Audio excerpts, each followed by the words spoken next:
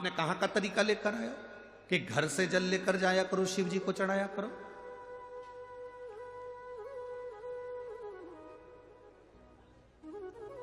एक अब हम क्या बोलें आपको, क्या कहें।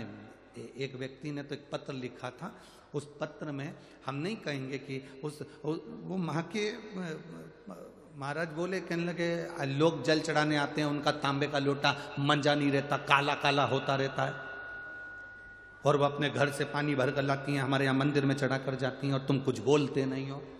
हमने उनको हाथ जोड़कर निवेदन करा, आप तांबे का लोटा देखने के लिए बैठते हो कि महादेव का भजन करने के लिए बैठते हो? मेरा बाबा कभी नहीं देखता कि तेरे तांबे का लोटा कैसा है। दुनिया के लोग अगर तांबे के लोटों को बाहर से घिस लें, साफ कर ले, और अंदर से कैसा है, फिर कौन कहेगा। पर दुनिया के लोगों को प्रशंसा प्रिय है ना, अच्छा दिखना चाहिए।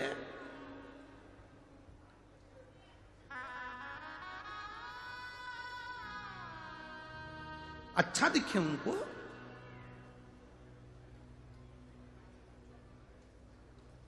ये क्या है, तांबे का लोटा उनका गंदा हो रहा है, आपने कह दिया घर से जल भर के लाओ। घर से लोग जल भर के लाते हैं, हो सकता है घर का पानी झूठा है कि अनूठा है कि कैसा है। तो हमने उनसे प्रश्न किया, ये बता दो, नदी का पानी झूठा नहीं, कुएं बावड़ी का पानी झूठा नहीं। तेरी पूजा में दूध ले आई, उसे बछड़ा झूठा।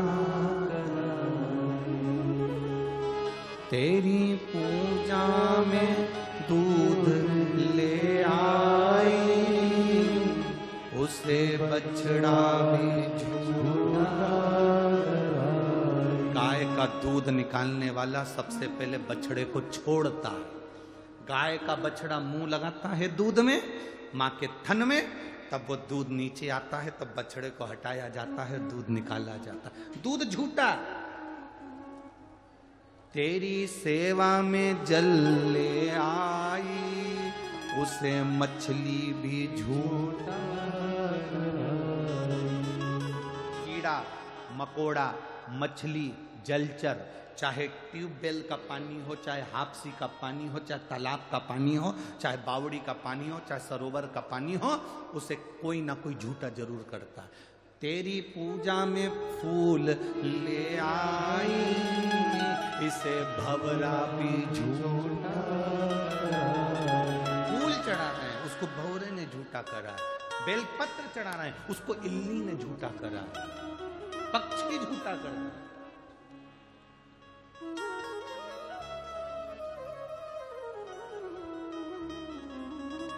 तो किसी ने पूछा, जल झूठा है, भगवान स्वीकार करते हैं? हाँ। दूध झूठा है? हाँ, भगवान स्वीकार करते हैं। हाँ।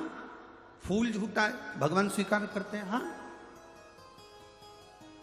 जब इतने बड़े मनुष्य जैसे झूठेले को भगवान स्वीकार कर रहा है, तो ये जल, दूध और फूल क्या लगे? बोलो तो ये चीजें सही बात है कि गलत बात है? कितना झूठेला इंसान हो गया आज के जमाने में, बैठता दुकान पे, कहता घर पे हो। पत्नी पूछ रही कहां तक पहुंचे? बस यहीं तक पहुंच गया हूं, पुल के नीचे ही बस। और मालूम पड़ा 5 किलोमीटर दूर। झूठेला, कितना झूठेला इंसान। पत्नी रोज पति से पूछती है, मैं कैसी लग रही हूं? कितना झूठेला पति, रोज कहता है एकदम नंबर 1।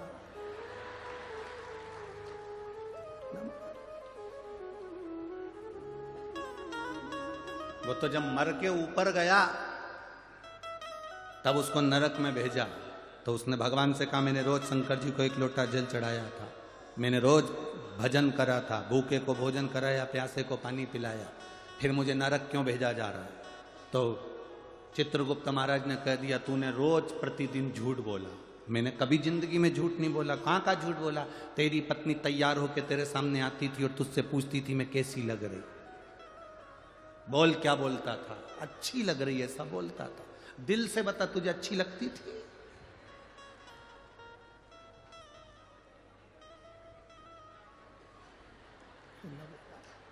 बस झूठ। कभी कभी अनायास पुण्य हो जाता है, कभी कभी अनायास पाप हो जाता है। एक अनायास पुण्य, एक गाड़ी चलाने वाला एक ड्राइवर मर गया और मरने के बाद सीधे बैकुंठ गया। अब बैकुंठ का दरवाजा बंद था, लाइन लगी हुई थी, सब एक के पीछे खड़े हुए थे। आगे आगे संत भी खड़े थे, साधु सन्यासी पुण्यवान जीव, सब बैकुंठ के दरवाजे पर लाइन से खड़े। ये गाड़ी का ड्राइवर भी वहां जाकर, बस का ड्राइवर भी खड़ा हो गया। जीन्स फटी, चश्मा, चाबी का कीरिंग हिला, मुंह में पान भरा हुआ था। इतने में संतों ने देखा उस गाड़ी के ड्राइवर को, तो मन में विचार करा, बताओ कैसे कैसे लोग बैकुंठ आ जाते हैं। इनको तो नरक जाना चाहिए, फटी हुई जींस पहन रहा है, चश्मा लगा रहा है, मुंह में पान भरा है, कीरिंग हिला रहा है, इनको तो नरक जाना चाहिए। बैकुंठ की लाइन में खड़े तो अपना क्या जा।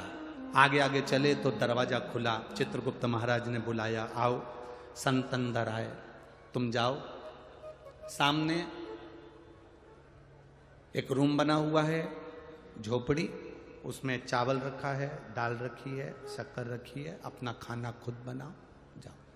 उसके बाद कोई एक और व्यक्ति आया, उसको कहा तुम वो जो एक रूम है एसी का, उसमें जाकर रहो।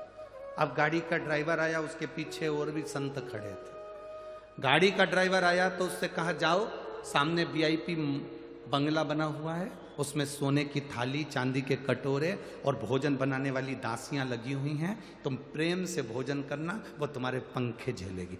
इतने में संतों को क्रोध आ गया। हमने इतना भजन करा, कथा सुनाई, प्रवचन करा, हम इतनी पूजन करे और हमको झोपड़ा दिया, और वो गाड़ी का ड्राइवर, उसको तुमने वीआईपी बंगला दिया, ये कोई तरीका है? चित्रगुप्त महाराज बोले फालतू की बात मत करो, ये यमलोक है, यहां सही नियम होता है। क्या खाक सही नियम होता है?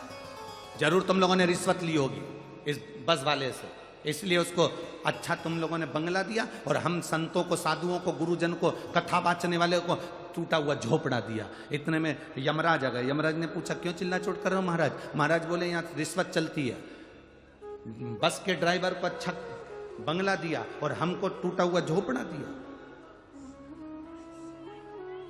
हमको टूटा हुआ झोपड़ा, यहां जरूर रिश्वत चलती होगी। इतने में तुरंत यमराज ने कहा महाराज जी यहां रिश्वत निश्वत नहीं चलती, यहां कर्म का खेल देखा जाता है। क्या कर्म का खेल जाता है देखा जाता है? हम कथा करते हैं, प्रवचन देते हैं।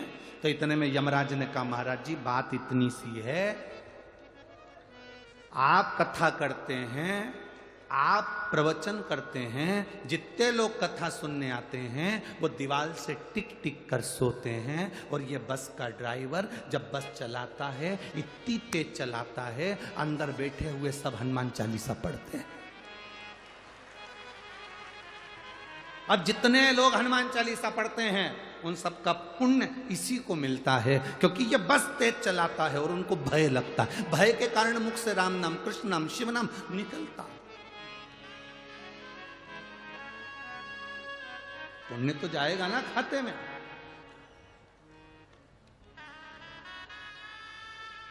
एक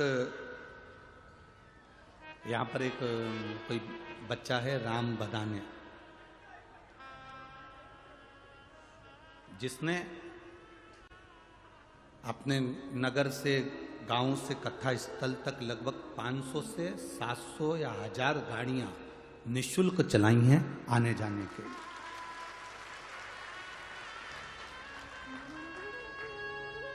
निःशुल्क आने जाने के लिए गाड़ियां चलाई। अब इतने लोग उसकी गाड़ी में बैठकर गए, आए, भजन करा, कीर्तन करा, जितने बैठे थे भगवान का नाम ले रहे थे, कथा सुनने के लिए आए, उसका थोड़ा बहुत पुण्य तो उसके खाते में जाएगा ना? अरे बोलो तो जम के जाएगा ना। जी पुण्य देखा जाता है कि किसके खाते में जा रहा है।